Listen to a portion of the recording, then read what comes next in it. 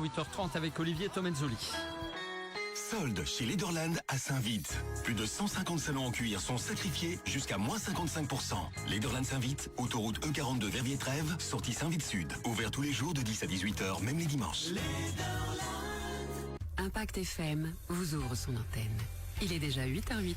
Et c'est l'heure de notre 8h08. Nous sommes bien sûr en direct sur Impact FM et Impact News pour l'image, bien sûr, comme chaque matin. Ce matin, justement, on accueille Marie Janssen pour présenter un peu la mission Mars UCL Louvain. Bonjour Marie. Bonjour Patrick. Alors, je dis aux auditeurs qui nous écoutent et qui nous voient également sur Facebook, vous êtes commandante de la mission Arsia, dernière année en psychologie clinique adulte et aussi malmédiane en plus. Racontez-nous un petit peu votre parcours en 2 minutes. Oui, tout à fait. Donc, en fait, moi ici, je suis en dernière année, donc en master 2 en psychologie clinique à l'UCL, donc à l'université catholique de Louvain-la-Neuve. Ben voilà, au final. Qu'est-ce que je peux expliquer ? J'ai fait mes années normalement, et puis finalement j'ai trouvé une ASBL assez random, donc à savoir Mars UCL Louvain. Et donc voilà, j'ai postulé et me voici commandante. Alors, je plante le décor si vous voulez bien, hein, Marie. Oui. Donc chaque année, depuis plus de 10 ans, il y a un équipage composé d'étudiants de l'UCL Louvain qui décolle pour Mars. Hein. C'est plus exactement dans le désert de l'Utah aux États-Unis. Hein. Faut bien le dire, soyons honnêtes. Alors ils se rendent là-bas, ils ou elles, pour intégrer la Mars Resort Station, une base de simulation martienne. C'est bien ça ? C'est tout à fait ça. Alors, comment avez-vous été choisie justement pour être la commandante de l'équipage ? Dites-nous. En fait, simplement, j'ai vu l'information sur Internet. Je suis tombée un peu par hasard sur cette démarche. Et donc, je me suis dit, pourquoi pas tester moi aussi. Pourquoi est-ce que je pourrais pas moi-même pouvoir partir sur Mars ? Et donc, voilà, j'ai envoyé mon CV, ma belle lettre de motivation que j'ai bien préparée. Et au final, nous sommes sortis à 6. Donc, on est 6 dans l'équipage. Et on est assez fiers de présenter notre projet. Alors on se le disait l'un et l'autre hors antenne, hein, quand vous avez démarré vos études, on n'aurait jamais pensé vivre une expérience comme celle-là. Hein, ah non, jamais. Honnête, hein. Non, c'est sûr qu'on s'y attend pas, et au final, c'est ça qui est chouette aussi avec l'UCL, c'est qu'on peut facilement rentrer dans des projets comme ça assez chouettes, et on nous soutient assez bien. Donc ça, c'est vraiment, ça fait plaisir. Alors pour les gens qui nous écoutent fidèlement, c'est quoi l'objectif d'une mission comme celle-là ? Donc en fait, l'objectif ici, c'est qu'on part donc dans le désert de l'Utah pour faire une simulation. Donc on a vraiment toutes les conditions qui sont les plus propices dans le désert de l'Utah pour pouvoir directement arriver. Donc attendez, je perds mon fil. Donc on arrive sur Mars, et donc l'objectif c'est du coup directement de faire des recherches. Donc on a chacun nos recherches, mais on a aussi la vie de base sur Mars, on va dire. Donc voilà, on fait des sorties extravéhiculaires, on doit rendre des rapports, on doit manger ensemble. Enfin voilà, donc on a vraiment une vie normale, mais confinée pendant 2 semaines. Ouais, une véritable opportunité unique de créer, de développer ses connaissances pendant 2 semaines exactement. Alors il y a une ASBL qui a été créée pour cela ? Oui, c'est ça. Donc en fait, c'est une ASBL ici qui a plus ou moins été créée il y a 10 ans, qui est soutenue donc par l'université. C'est pour ça d'ailleurs que du coup ça s'appelle Mars UCL Louvain, donc MARS, donc c'est pour Mars Analog Research Simulation, et alors du coup UCL Louvain pour l'université quoi. Alors, ça démarre donc au mois d'avril, hein, si j'ai bien compris. C'est ça.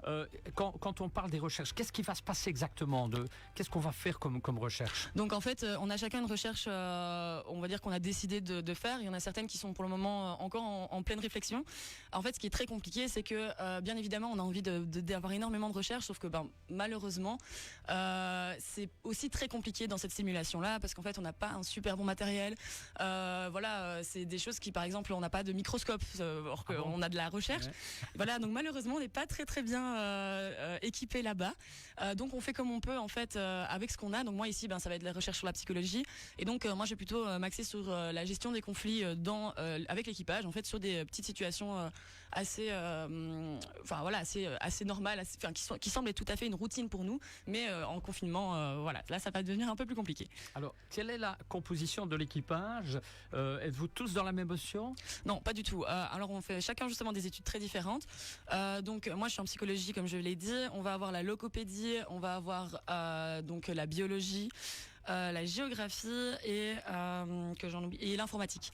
Donc voilà, on est vraiment tous dans des domaines très très différents. Voilà, chacun a son rôle en tout cas Ça, C'est ça. l'équipage, Donc hein. au niveau de l'équipage, on va avoir différents rôles. On va avoir donc commandant, sous-commandant, enfin sous-officier. On va avoir donc en fait le green hub, donc celui qui va vraiment gérer plutôt les plantations. On va avoir l'ingénieur, on va avoir la journaliste, on va avoir le médecin aussi. Donc voilà, on a un petit peu plusieurs. Voilà, plusieurs on a besoin de lui parler très large, hein, finalement, de métier, hein, dirons-nous. C'est ça. Vraiment, ils essaient de prendre au plus large et au final, c'est ça aussi. L'équipage qui va partir va aussi devoir être avec une composition très très large. Donc, Voilà, voilà. Quand on ira sur Mars très prochainement, il faudra de tout. En fait. Exactement. Alors, pourquoi faire ça dans le désert de l'Utah? Parce qu'en fait, on a les meilleures conditions, on va dire, pour représenter Mars.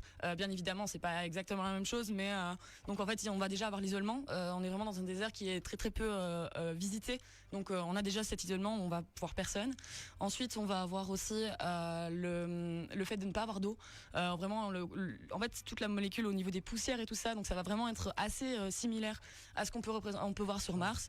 Et donc voilà, en général, c'est ça. Puis surtout, on a aussi des conditions extrêmes au niveau de la météo. On est quand même dans le froid et dans du chaud.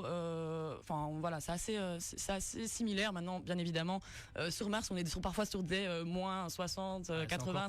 C'est un peu différent, mais bon voilà. C'est déjà un bel aperçu. On fait comme on peut pour avoir plus ou moins de simulation, quoi. Alors, qu'est-ce que vous allez faire concrètement sur place pendant 2 semaines? Donc concrètement, donc on va arriver d'abord on va arriver d'abord à Denver. Ensuite, on va devoir arriver jusqu'au désert. Ouais. Et puis par la suite, en fait, on va vivre un petit peu une vie. Une petite routine. Donc on va se réveiller le matin, on a chacun une chambre à savoir, mais les chambres sont vraiment très très, très petites. C'est vraiment un environnement qui va être très très fermé. Vous pouvez aller voir les photos si jamais sur notre site Mars Louvain, vous avez ou alors simplement aussi notre page Instagram, Facebook.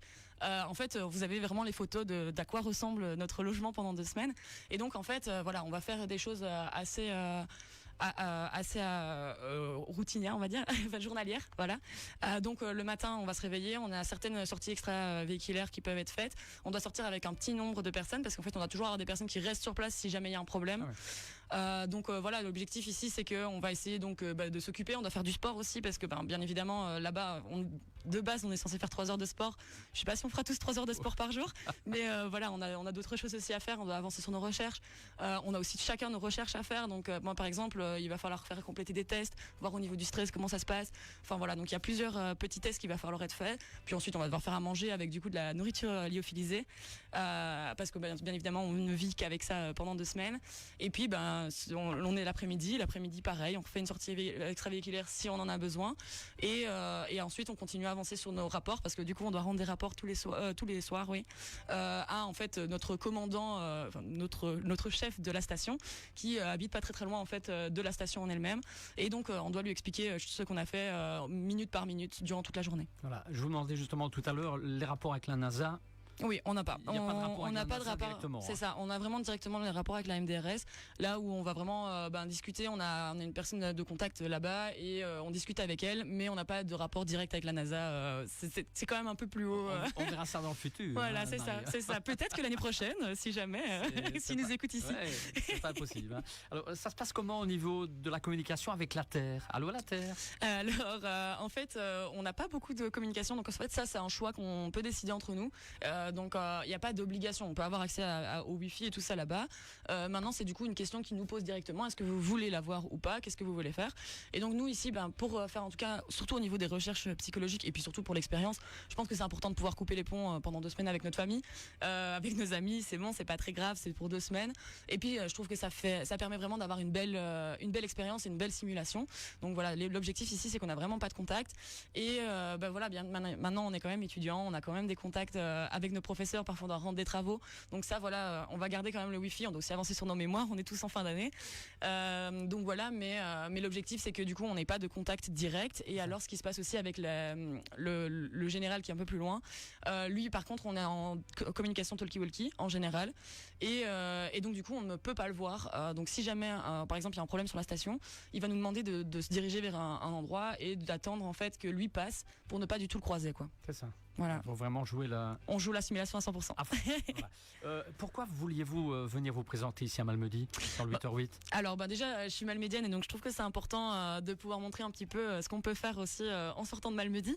Je pense que ça permet vraiment d'avoir un peu, de montrer aussi un peu d'espoir et j'espère que ça va amener en fait des jeunes aussi à se lancer dans la recherche. Au final, moi je me dis quand je suis sortie de l'Athénée Royal de Wem, je me suis jamais dit waouh, je vais être commandante d'une simulation sur Mars et au final, au final, je pense que quand on croit en nos rêves et qu'on a envie d'y arriver, on peut se lancer. Donc voilà, ça me fait plaisir de pouvoir un peu montrer ça dans ma région et du coup être un peu être un petit peu avec Malmedy, apporter un peu Malmedy, on va dire, à la recherche aussi. C'est ça.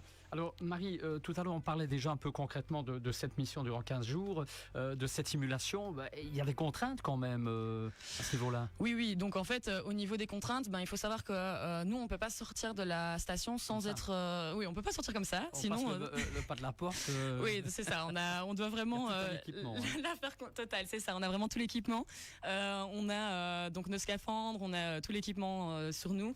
Donc on ne peut pas sortir d'une autre manière que comme celle-ci. Donc c'est sûr que c'est quand même assez restreint au niveau de la sortie. Donc je pense que les plus grosses contraintes c'est au niveau psychologique. C'est vraiment ce confinement. Alors c'est sûr qu'on a tous vécu le confinement, mais je pense que là on va être à un autre stade de confinement.